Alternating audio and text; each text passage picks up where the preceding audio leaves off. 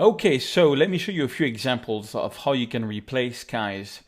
Replacing skies is something which is actually not that easy. I mean, the technique is pretty easy, but finding the right sky for the right photo and the right way of implementing it actually took me quite some months of practice, to be honest. And I'm going to try to, in these few videos, give me what has worked the best for me. The tricky thing is to get something that looks realistic and not totally Photoshop. I like when somebody cannot tell if the sky has been changed or not. Usually it's going to get a photo from very like boring to very dramatic. Let's start by off with this example of that's something I shot on the roof of Notre Dame. Notre Dame is a church in Paris, and it's 284 stairs to come up there. And this is a very famous view because you got the Eiffel Tower there and you got the Seine, and I wanted to get the statue there, as like a foreground element. But, the sky was boring. The sky was very boring, and so, I mean, it took me like 1.5 hours to get up there, because you have a lot of waiting, and, you take the photo and it's just, it's not good, it's not going to be a photo. I don't like so much to do sky replacement, but sometimes, I like to play around with it. I like to come back to a place and having the right sky. But sometimes I get really some nice effect with replacing the sky. And I want to show that to you. Anyway, so my workflow is this. I first start off in Lightroom, doing my usual stuff, which is like opening up the shadows. Now, on bringing down the highlights, I don't do it. That's the only difference on the workflow because I'm going to use in Photoshop a lot, not all the time, but a lot, the multiply fusion mode and blending mode. And the thing with that is that anything which is white is going to be transparent. So that's kind of cool. So I'm going to keep it that way, but I'm going to get, so I'm going to press the Alt key and go right on the whites until they clip, which is basically, clipping is that, whatever you see that is becoming 100% white. There is no more information. So I'm going to back it down to about this, and I'm going to darken a lot the photo. That's the opposite. On the blacks, I go left until I see some clipping. What you see here is pixels which are 100% black. So that's already looking better. I think I'm going to make the photo a little bit more blue, just a tiny bit, and add some clarity. Because, I like the details here in the buildings. I think it's pretty cool. And to make it even stronger, I think I'm going to go to details. There is hardly any noise in this photo. There really is hardly any noise, but when there is no noise, I still take out 10 in case there is some hidden noise and no one told me about it. Okay, and then I have this formula where I'm taking 100 and I deduct from it the noise reduction. So it's going to be a sharpening of around 90, something like that. Okay, that's perfect. The thing is, by sharpening, I get a really sharp photo, but then anything like here, for example, is getting very, very grainy. And that's because sharpening is getting anything which is a bit noisy sharpen. So to get rid of that, you have to go press the Alt key and go on the masking tool and go right until anything which is white is getting sharpened. It's in black is not. So like the sky, I don't want any sharpening. And so now we got a very nice diffuse sky again and a very sharpened city. So that's kind of cool. I think I had some chromatic aberration. Yeah, a little bit. Check out, the little reds and greens there. So I might enable the profile correction and remove chromatic aberration. Yeah, which did the trick. Check it out. I don't know if you can see on the video, but before you had a bit of red and blue, and now there is not. Okay, and yeah, that's about it. Maybe let's see if that does anything. The upright function.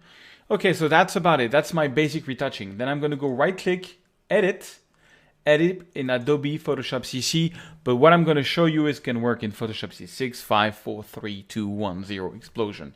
No, on many versions. I'm not going to do any special CC tricks here. Okay, so that's the baby. That's the photo on its own layer. So I know some of you are not very familiar with Photoshop, so I'm going to go slow because it's going to get a bit tricky. Then I'm going to go back to Lightroom and I'm going to go to the sky collection that you bought in the same time in that training with this 40 skies that I've taken over the years. And I'm going to see which one I'm going to use. On this one, I think I am going to give a try. I want like a daylight sky, but I want some details in it. I think I'm gonna go for something like that.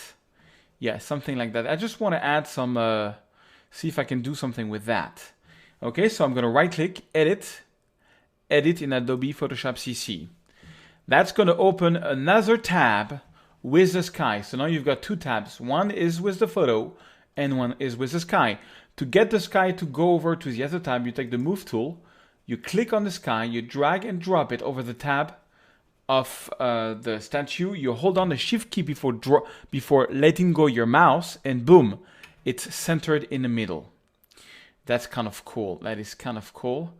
All right, now I think I'm going to reverse this, but first I want to show you a trick. I'm going to put this in multiply mode, and in multiply mode, anything which is white is going to basically disappear and become transparent. So then I'm going to press Command T, and what Command T is going to do is on the layer where there is the sky, it's going to get these little handles there. But what I want to do is if I move my mouse out of this little four handles, I get a rotating arrow, and then I can just rotate the sky and see if that could be in any way better. No, that looks weird. You can tell it's upside down. The clouds don't look natural. So maybe something like that could do the trick. You can just make it bigger and actually even like this. Yeah, that could be something. Okay. Okay, and right away I can tell if the sky is gonna fit or not. And you know what? Actually, this one, I don't think it's gonna fit. So I'm gonna take it, drag and drop it on the trash. One of the key things on sky replacement is really finding the right sky. So I'm gonna go back to my sky library, and I think I'm gonna go on this one. I want something which is, you see that photo is very light, you know. So the sky that I put was too blue, too dark, it just wasn't fitting. So now, I think I'm gonna go for this one. So I'm gonna right click, edit in Adobe Photoshop CC.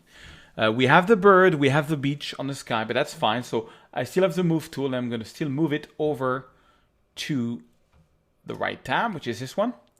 And now I'm gonna put this back in, but you see now it's a lot lighter. So if I go to multiply, it's gonna be a bit better.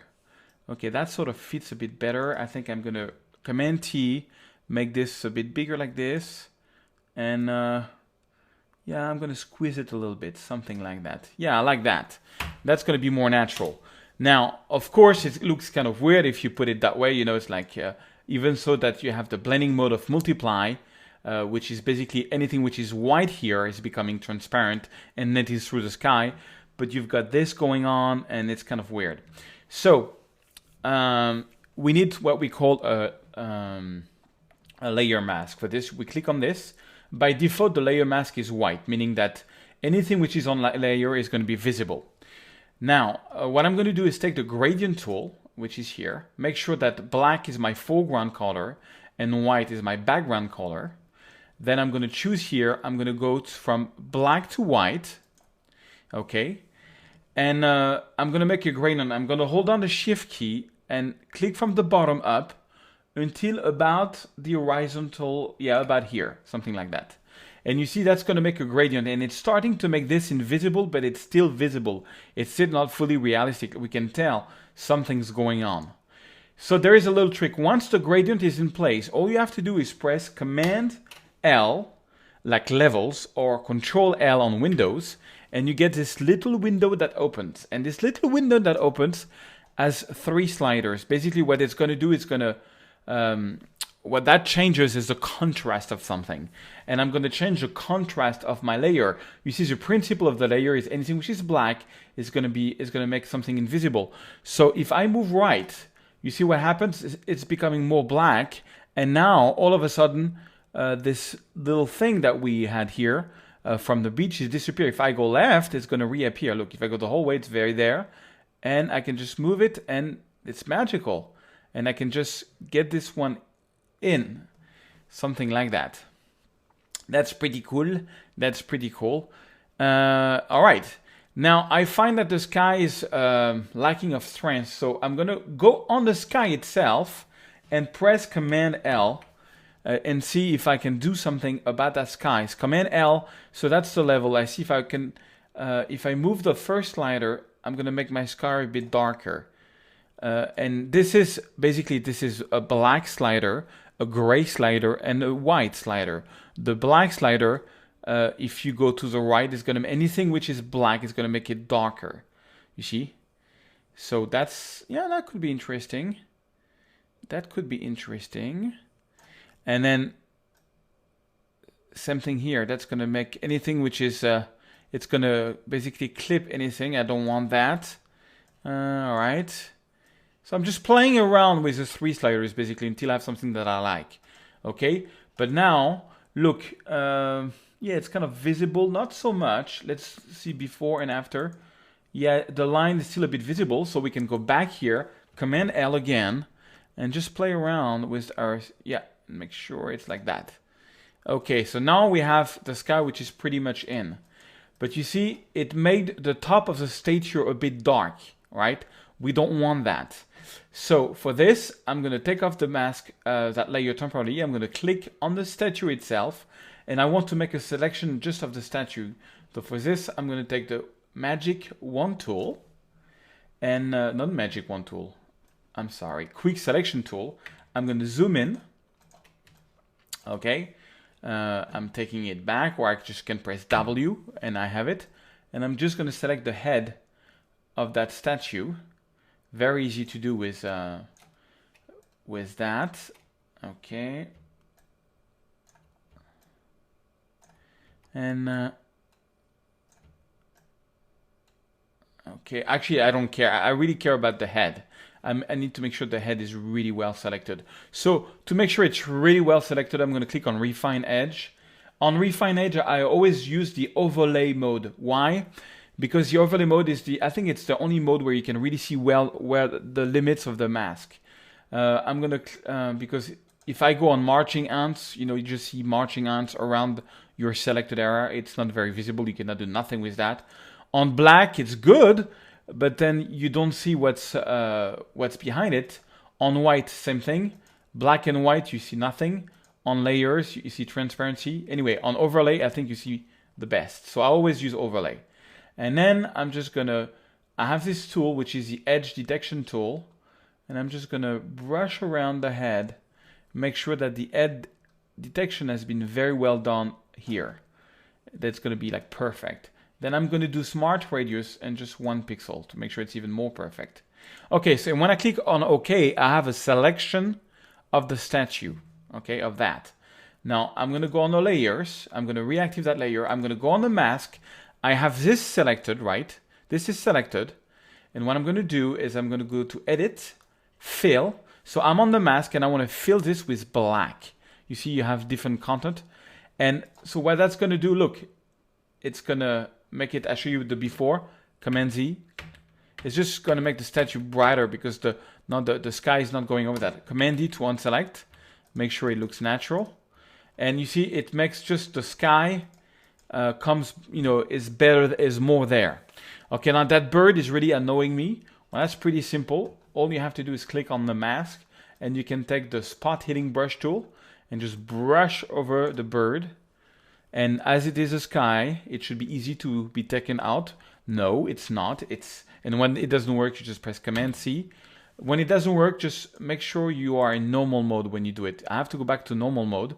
You see, normal mode is pretty good on that one sky. It makes the sky even more fuzzy. That could be a happy accident. Okay, let me try again. If I can do something like that, taking off that bird. Yeah, that worked better. It's just because you shouldn't use that tool in multiply mode. It does weird stuff. So now I have a choice between normal mode and the multiply mode. Normal mode is going to make it more hazy, which could be something, actually. You know what? I think I'm going to go for normal mode. I kind of like that with the normal mode. Because the mask is doing a very good job of blending in on this one. So yeah, I just make it, yeah, it gives more depth, you know, what's behind is becoming, it gives a bit more depth. Okay, so I'm not going to go to File, Close, Save, and it's going to come back to Lightroom and I'm going to finish. Oh, I don't need that sky anymore, so Command W, which is another way to close, don't save. Command W, don't save. So my Photoshop is empty. I'm going to go back to Lightroom, and I'm going to go back to my collection where I have the raw files and see, So that's something that can happen when you work with collections and you save something from Photoshop. It just does not appear in your collection. So all you have to do is right click on the original photo, go to folder in library, and there next to the photo, we should get, yes, that's the one we just did. Okay, let me make sure. Yeah, that's the one with the hazy look. That's the one we just did. And then I can just drag and drop it back to my collections, which was raw files. Okay, so now we are in the collections with this. Okay, and now last but not least, usually I go back to the develop module and I keep, once I've put my sky, and I like this one because it's got like depth to it. You know, I made it even more, you know, depth comes from also from having very foggy stuff in the background and very clear stuff in the foreground. I kind of like that. The only thing I'm going to do, I think I'm going to double process it. For this, I'm just going to reopen up some shadows a little bit, bring down a little bit of highlights. I'm going to do my blacks. Oh, but they are clipping right away. Maybe this a bit more. It's already, the contrast is already pretty cool. And I think I'm gonna give it a look. I'm gonna give it a look. And for this, I'm gonna go straight to split toning. But that's just me, because I'm crazy about these split toning looks. And I'm gonna add some blue in the shadows and some warms in the highlights, something like that. And that is way too much, so I'm going to bring down the saturation of the blues that I just added. And I'm going to do something with saturation with that, just to give it a little strange look, you know, because it's a strange place. The whole thing is a bit too bright, so I'm going to maybe bring it down here. And I think I'm going to add some vignetting to close this photo, something like that, yeah. Vignetting is going to work fine. And yeah, add a bit more clarity maybe. No, not too much, because it's double clarity. But I like the dramatic looks that it has. Yeah, I like it. May add a bit more yellow to it. Yeah, slightly a bit more yellow. In the, you know, it's just fine tuning. Every time I retouch this photo, I give it a different look. You know, it's a complete different. I think I'm going to add a bit more blue in the shadows. A bit more blue or green, yeah, in the shadows, something like. I want to give it like a bit of a Hollywood look. You know, it's very blue or green in the shadows, but it's just arbitrary. The main key point was to putting that sky, because that's the original photo. Let me reset it. That's to have the really original photo, which is that pretty boring shot. And now we've got, I think, a more interesting shot. You know, so yeah. So it's you know, it takes really trial and error, but I like, you know, how it's getting very hazy, you know, there, giving depth, how it's very clear here, you know, and very dramatic skies. I actually like that photo, and I made a similar photo like this that went first page to 500px, so people really like that photo, and I wanted to show you how I did it. Okay, off to the next project.